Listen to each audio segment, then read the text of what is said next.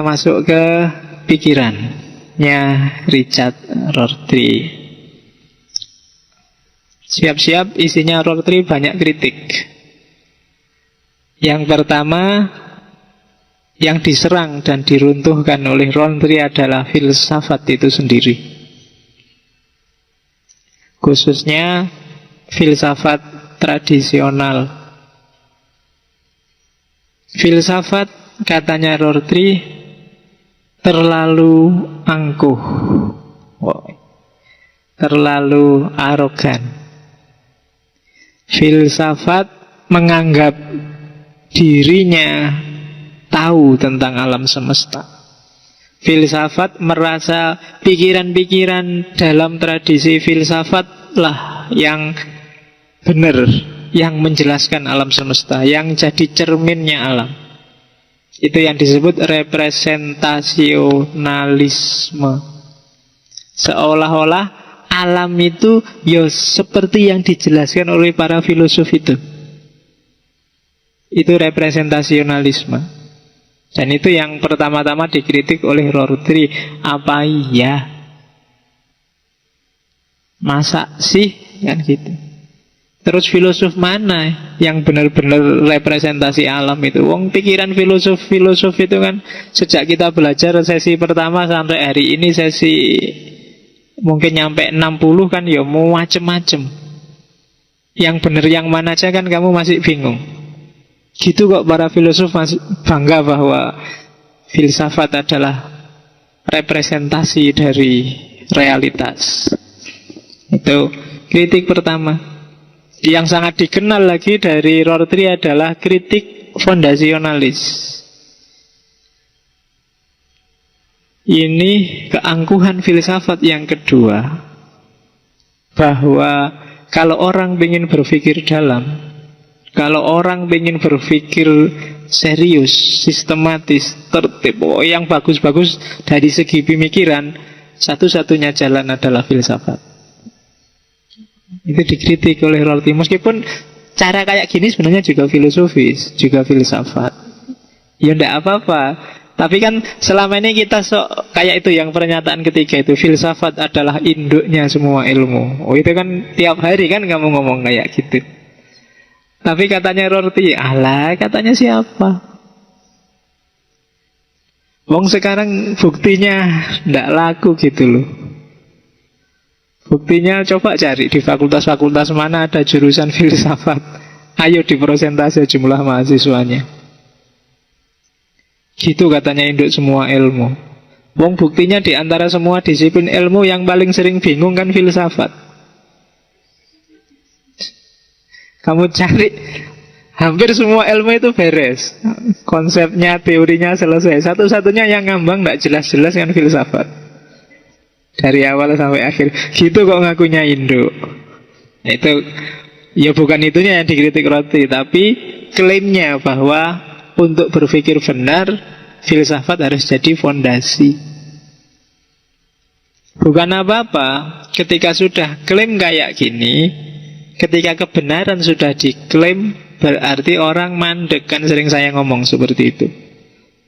Itu kalimatnya Rorty. Filsafat tradisional mencari pengetahuan yang bersifat final. Untung nggak diperoleh. Kalau itu diperoleh benar, yang lahir adalah budaya yang beku dan dehumanisasi manusia. Selama ini kan kamu selalu ribut. Mana sih kebenarannya filsafat itu? Mana yang paling benar itu? Kalau pakai kalimatnya Rorty, ya untung nggak ketemu yang benar itu.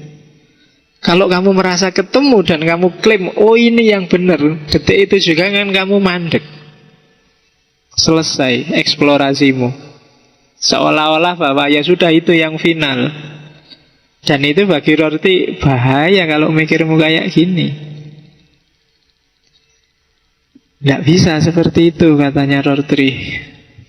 Boleh kamu berpikir ala filosofis yang radikal, yang mendalam, yang dijadikan induk semua ilmu, tapi jangan final.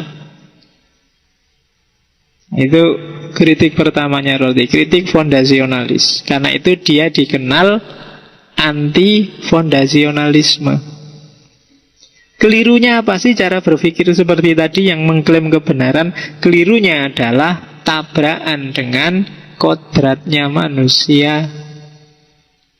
Apa sih kodratnya manusia? Kodratnya manusia itu kontingensi,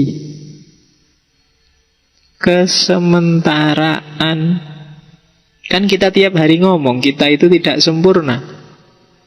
Kita itu terus berproses.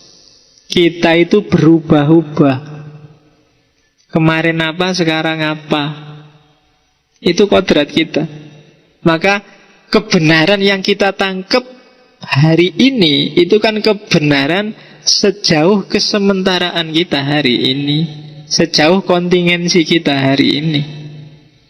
Mungkin besok berubah. Oleh karena itu manusia jangan berhenti. Justru dia harus mengasah kepekaan untuk memahami dirinya yang sementara. Kalau tidak gitu dia stagnan, dia mandek. Harus berproses terus. Makanya pahami terus dirimu. Memahami diri itu proses yang tidak ada selesainya. Jangan mandek. Sudah Pak, sudah ketemu dulu pertemuan keberapa saya disuruh refleksi, sekarang ketemu saya itu kayak gini. Iya, ketemu sekarang. Mikir lagi, karena kamu pasti berubah. Jadi proses memahami diri itu proses yang tidak ada selesainya. Bukan karena tidak nyampe, tapi karena objeknya berubah terus. Kita itu kan berubah terus. Kemarin apa, sekarang apa. Dulu kesannya ngaji filsafat apa, sekarang apa. Dulu sebelum ngaji nganggapnya filsafat itu kayak gimana, setelah ngerti, oh kayak gitu aja toh. Berubah. Mungkin besok enggak kayak gitu lagi. Mungkin karena sudah agak paham, bisa mikir sendiri, beda lagi sudah. Dan seterusnya. Kayak Ghazali itu loh kan, setelah jelajah fikih, jelajah kalam, jelajah terus berakhir di filsafat. Filsafat kok tidak memuaskan, lari ke tasawuf. Itu prosesnya Ghazali. Jadi dari kebenaran ke kebenaran, dari kebenaran ke kebenaran. Kalau tidak kayak gitu, kamu mandek, berhenti di satu kebenaran. Dan itu bahaya. Yang terjadi dehumanisasi. Jadi dirimu yang manusia kalah oleh kebenaran yang sementara yang kamu temukan itu. Dan itu yang terjadi. Banyak manifestasi hari ini itu yang terjadi dehumanisasi karena manusianya kalah. Orang yang ngamuk tiap hari di TV, apakah itu partai, apakah itu ormas, apakah itu pribadi, itu kan orang yang merasa sudah nemu kebenaran final. Apakah itu KIH, KMP, Abu Rizal Bakri, siapa? Agung Laksono, apakah itu Surya Dharma Ali, Romo Hurmuzi, apakah Ahok sama FPI, apakah itu kan sering-sering karena orang merasa ya sudah yang benar itu yang ini dan selesai. Mau dialog mesti ngasih syaratnya gini, syaratnya gitu. Jadi kritiknya Rorty, filsafat keliru kalau dia memposisikan diri jadi fondasi. Karena dengan dijadikan fondasi berarti dia mandek. Semua harus ala filsafat berarti dia mandek. Kalau mandek, ya lama-lama jadi otoriter. Dan tidak sesuai dengan kodrat manusia yang sementara, yang berubah-ubah, yang dinamis. Yang disebut antifondasionalis. Nah terus gimana sih? Kenapa kok tidak boleh mengklaim kebenaran? Kenapa kok nggak boleh menjadikan sesuatu fondasi berpikir? Karena begitu ada fondasi, begitu ada klaim, kita kehilangan dasar eksistensial yang paling utama dalam kehidupan kita, yaitu kebebasan. Kita terlalu banyak ngasih belenggu dalam hidup kita. Kita terlalu banyak pakai topeng. Kan gitu. Banyak kan mulai aturan A, aturan B, aturan C, aturan. Kalau kamu cermati sekali-sekali muhasabah, kalau kamu tanya siapa aku, itu kan jawabannya banyak. Aku itu anak, juga kakak, juga adik, juga murid, mahasiswa, guru, Muslim, Indonesia, NU, apalagi PMII, apalagi. Wah, kayak atributmu. Sebanyak itu loh, apa kamu serius? Ya kan, belum lagi yang artifisial, anak gaul, anak nongkrong, anak apalagi? Ya kan, anak alay, anak wis apa neh ngono. Ya kan, banyak sekali. Itu kalau dicermati satu-satu, terus kamu sebut cirinya satu-satu, kamu nggak bisa bernafas sudah. Cirinya anak galau, anak alay 1, 2, 3, 4, 5. Anak gaul 1, 2, 3, 4, 5. Jadi orang NU harusnya 1, 2, 3, 4, 5, 20 dan berapa. Jadi orang Islam harusnya 1. Jadi orang NU wakeh kowe ndak iso ambekan kowe. Ya untungnya kamu itu manusia yang ndak serius. Iya, coba kamu serius itu pening kamu. Jadi boleh kamu NU, boleh kamu PMII, boleh kamu Muhammadiyah, boleh kamu anak gaul dan anak galau. Tapi jangan jadikan itu identitas final yang selesai, yang kebenarannya kamu klaim sebagai wis pasti. Kalau kayak gitu pasti nanti hasilnya, kalau bahasanya Marx, alienasi. Kamu terasing dari kodratmu sendiri. Kamu gak kenal lagi siapa kamu. Di Jogja 3 tahun kamu sudah wis macam-macam, mulai modal rambut, gaya ngomong, mulai berubah kabeh, dan kamu gak kenal dirimu sendiri. Itu namanya teralienasi. Kamu galau yang gak jelas. Itu biasanya karena kamu gak kenal dirimu sendiri sudah. Aku itu sumpek Pak, gak tahu kenapa Pak. Itu berarti kamu gak bisa memahami dirimu sendiri kalau sudah gak tahu kenapa itu. Kenapa dinamika dirimu sendiri kamu gak paham. Biasanya karena ada banyak sekali kebenaran-kebenaran sementara yang kamu anggap dia final. Oke, jadi pikiran yang pertama dari Rorty yang sangat terkenal adalah anti-fondasionalisme. Jadi boleh mikir, bebas percaya tidak percaya sesuatu, boleh setuju tidak setuju sesuatu, tapi jangan ada fondasi yang difinalkan. Jangan ada asumsi-asumsi awal yang dianggap tidak mungkin salah. Termasuk agama. Al-Quran mungkin pasti tidak mungkin salah, tapi pemahamanmu terhadap Al-Quran sangat mungkin keliru. Nabi pasti tidak salah, dia selalu dibimbing oleh Allah, tapi penangkapanmu terhadap petunjuknya Nabi sangat mungkin tidak pas. Jangan dihentikan. Pahami terus, semakin perluas terus ilmumu. Jangan cukup dengan 1-2 dalil. Kadang-kadang kita kan agak tidak fair. Dalil pun kita milih-milih sesuai ideologi. Ya kan? Yang Jabariyah ngambil dalil-dalil yang Jabariyah, yang Qadariyah, yang liberal ngambil dalil-dalil yang liberal. Kita milih dan kita anggap ya itu yang paling benar sudah. Karena kita membatasi diri sendiri dan membelenggu kebebasan kita sendiri. Oke. Nah, antifondasionalisme membuat Rorty mengkritik filsafat tradisional.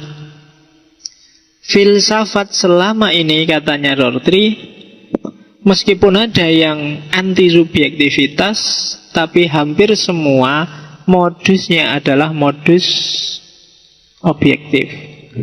Kebanyakan tidak suka objektif ngomongnya, tapi dalam prakteknya hampir semuanya sifatnya objektif. Pingin diakui benar, pingin pikirannya diberlakukan untuk semuanya. Itu yang dikritik oleh Rorty. Hidup ini tidak pasti, serba tergantung. Itu kan subjektif. Tapi diam-diam para filosof inginnya ideku ini harus universal, harus objektif. Semua orang harus percaya dan mengakui itu. Hampir semua filsafat tradisional gayanya kayak gini. Bahkan hampir semua filosof kepingin gagasannya disetujui secara objektif. Oh, ini sumber keangkuhan intelektual, katanya Rorty. Hari ini kan kamu lihat banyak ilmuwan yang angkuh. Orang sombong itu paling gampang dari sisi ilmu, merasa ngerti, merasa pinter. Kalau orang kaya yang bisa sombong tentang harta, yang bisa sombong kan cuma yang kaya, yang miskin agak susah. Iya kan? Tapi urusan ngerti nggak ngerti itu orang nggak punya apa-apa tetap bisa sombong. Kamu sarjana S3 berhadapan dengan petani, petaninya itu masih bisa sombong. Sampean ilmu ini ilmu kampus beda sama ilmu sini. Ini saya bisa sombong, saya bisa bangga. Jadi jebakan intelektualitas itu paling mungkin bikin kita sombong. Dan itu kan yang kita pamerkan tiap hari di status-statusmu itu. Merasa tahu, merasa ngerti, merasa pinter, merasa kuis penyakit. Oke. Dan itu jangankan oleh agama, wong Rorty yang Amerika aja ngeritik. Jadi desire for objectivity. Kamu pinginnya semua orang setuju, pinginnya semua nge-like statusmu. Yang nggak like kamu anggap nggak paham. Nah, ya itu termasuk keangkuhan intelektual. Iya, ketika orang angkuh dia pasti mandek sudah.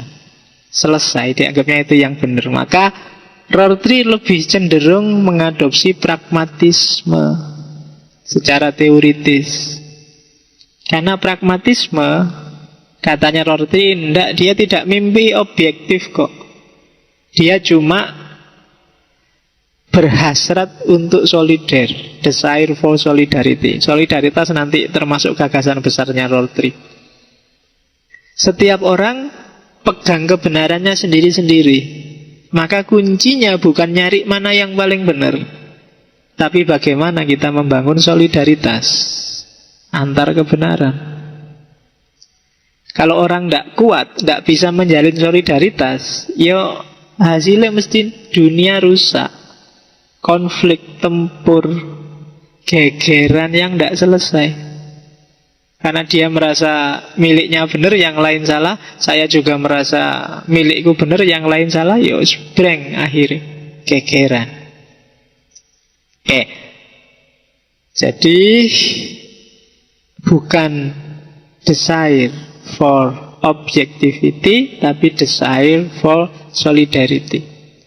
Nggak usah nyari fondasi yang kuat-kuat, nggak usah nyari gimana gagasan yang nggak mungkin salah, nggak usah. Kebenaranmu selama ini yakinilah, tapi tetap kamu harus bisa solider, bisa toleran terhadap orang lain yang punya kebenaran yang berbeda. Oke.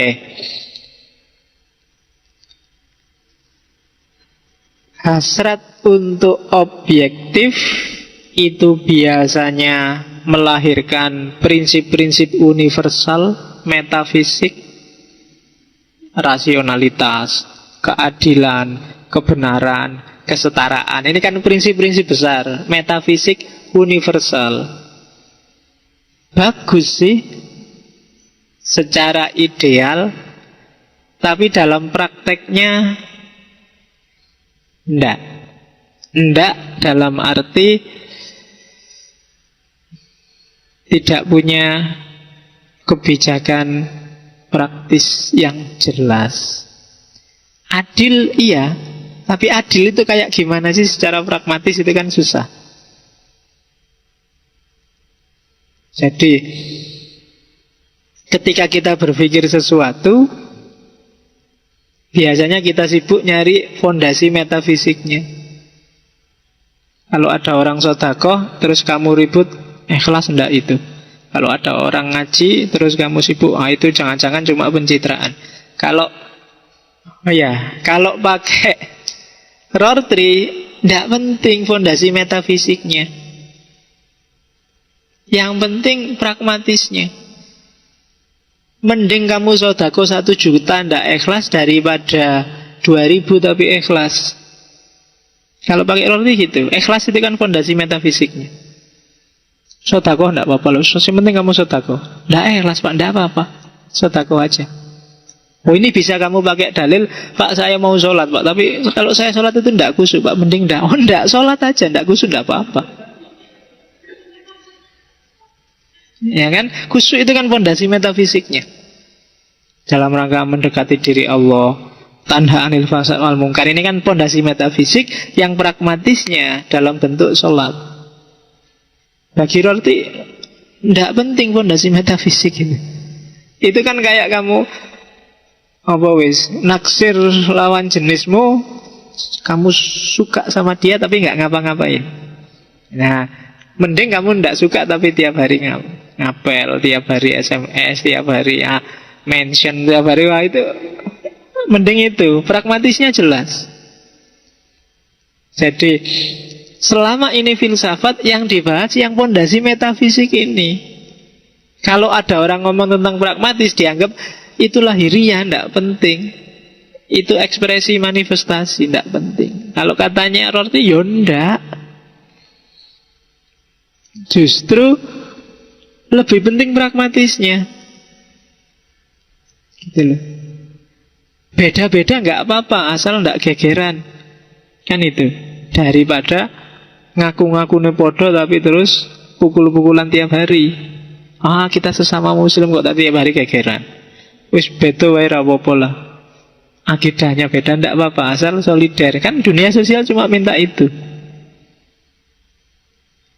Jadi jangan terjebak oleh konsep-konsep metafisik. Ya kayak tadi kan, sodako, tidak apa-apa lah. Saya tidak ikhlas ya Pak, tapi ini ada 10, tidak apa-apa 10.000 kasih semua. Tapi saya tidak ikhlas Pak, tidak ikhlas tidak apa-apa, yang penting sodako. Itu kalau pakai rotary. Saya ikhlasnya 2.000 Pak, kalau 10.000 enggak deh Pak, ya tidak apa-apa lah. Tapi yang kamu kasih lebih senang 10.000 kamu tidak ikhlas daripada kamu kasih 2.000 ikhlas. Itu secara pragmatis. Jadi itu kritikannya rotary pada filsafat tradisional.